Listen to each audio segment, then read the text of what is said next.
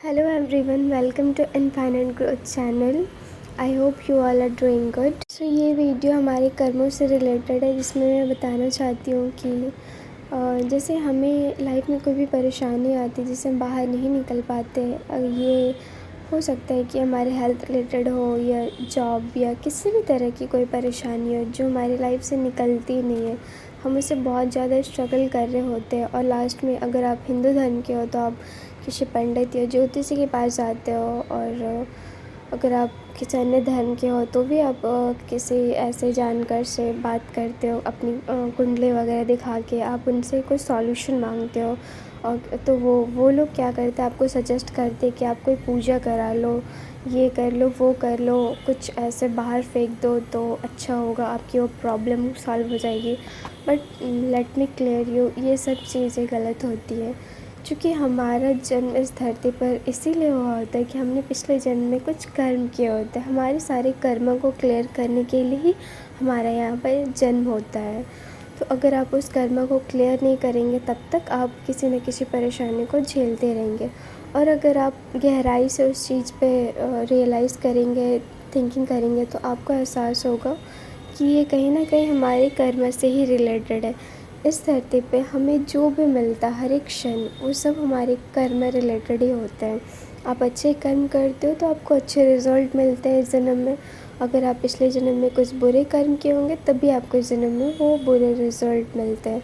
So it's better कि आप किसी पंडित या किसी ज्योतिष से अपनी कुंडली दिखा, ये पूजा करवाना, ये सब सॉल्यूशंस को देखने से बेहतर है कि आप अपने कर्मों पे ध्यान दीजिए।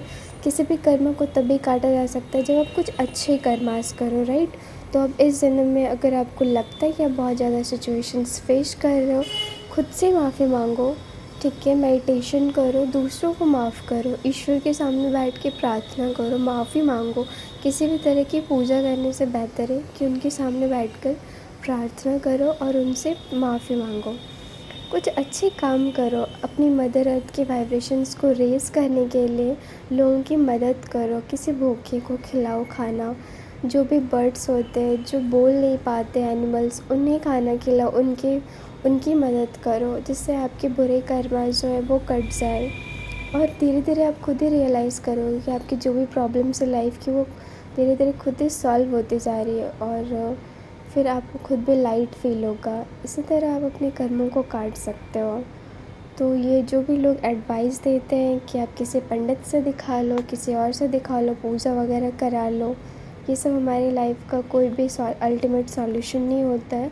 ये आप अच्छे से ध्यान में रखें, और इसे ध्यान में रखते हुए आप कुछ अच्छे कर्म करें। आप जितना अच्छा कर्म करोगे उतने आपके बुरे कर्म कटते जाएंगे। और ये सच है कि जब तक आप अच्छे कर्मास नहीं करोगे तब तक आपको ये रियलाइज़ नहीं होगा कि आपने न जाने कितनी गलतियाँ करी है पिछले जन्म में, राइट। हमें तो कुछ भी पता नहीं होता है, क्योंकि हमें कुछ याद नहीं रहता पिछले जन्म के जो भी कर्मास होते हैं, इसलिए तो हम गॉड को ब्लेम करते हैं, राइट। अगर हमें एहसास होता है कि हमने कितनी गलतियाँ करी है कितनी जन्म लेने के बाद, तो शायद हम खुद से नज़र मिलाने के काबिल भी ना होते। लेकिन गॉड ने हमारे साथ ही अच्छा करा है कि वो हमें कोई भी जन्म में तो याद में हमें वो दिए हुए, और न ही हमें अपने कर्मास याद होते हैं। ये हमें खुद ही रियलाइज़ करना होता है। तो इस धरती पर आकर आप अपनी आत्मा से खुद से रियलाइज़ करें, अच्छे कर्म करें, हेल्प करें, अंदर से प्रेयर करें, खुद में ऑनेस्ट रहें। बस मैं यही कहना चाहती हूँ। प्लीज़ आप लोग इस चीज़ को ज़रूर फॉलो करें, आपकी लाइफ में ज़रूर से ज़रूर चेंजेस आएंगे। I hope you all have understood. Radhe Radhe.